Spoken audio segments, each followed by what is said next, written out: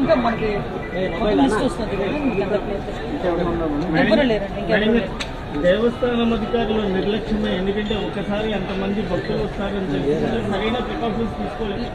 నేను ప్రికాషన్స్ విషయంలో ఒక 2 days బ్యాక్ 3 days బ్యాక్ అంటే ఈ క్యూ లైన్లు మొత్తం ఆ క్యూ లైన్లు అన్ని మేము చెక్ చేసుకోవడం జరిగింది.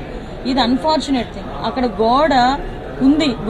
ఆ గోడ పిల్లర్తో కట్టాడా, సిమెంట్తో కట్టాడా, బ్రిక్తో కట్టాడా అన్నది ఎవరు కూడా మేము చూసుకోవడానికి మాకు.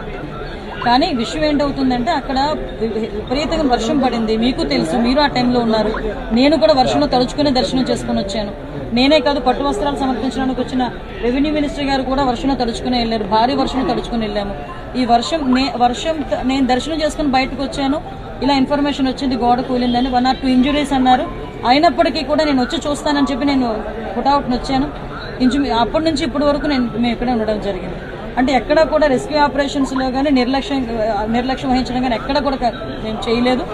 ఇమీడియట్గా క్షతగాతులు ఎవరైతే ఉన్నారో వాళ్ళందరినీ కూడా హాస్పిటల్కి తీసుకెళ్లి మేము పంపించడం జరిగింది.